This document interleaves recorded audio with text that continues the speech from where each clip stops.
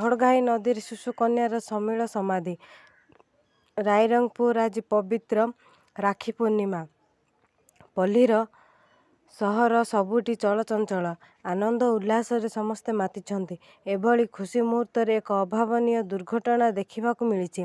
ମୟୂରଭଞ୍ଜ ଜିଲ୍ଲା ବିଶି ଥାନା ଅନ୍ତର୍ଗତ ସୁଲାଇପାଳ ଖଡ଼ଗାଈ ନଦୀବନ୍ଧ ନିକଟସ୍ଥ କୁଡୁମଦା ଗାଁରେ ରାକ୍ଷୀ ପୂର୍ଣ୍ଣିମା ଅବସରରେ ଗାଁ ନିକଟସ୍ଥ ଖଡ଼ଗାଈ ନଦୀ ପାଖରେ ଭକୁଡୁମଦା ଗାଁର କାଳିଦାସ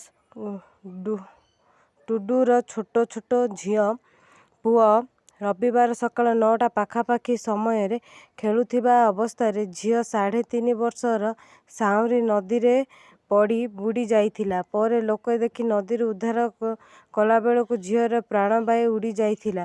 ତୁରନ୍ତ ତାକୁ ରାଇରଙ୍ଗପୁର ଡାକ୍ତରଖାନାକୁ ଆଣିଥିଲେ। ଡାକ୍ତର ମୃତ ଘୋଷଣା କରିଥିଲେ। ଏପର୍ଯ୍ୟନ୍ତ ବିଷୋଇ ପୋଲିସ ଡାକ୍ତରଖାନା ପହଞ୍ଚି ନାହାନ୍ତି।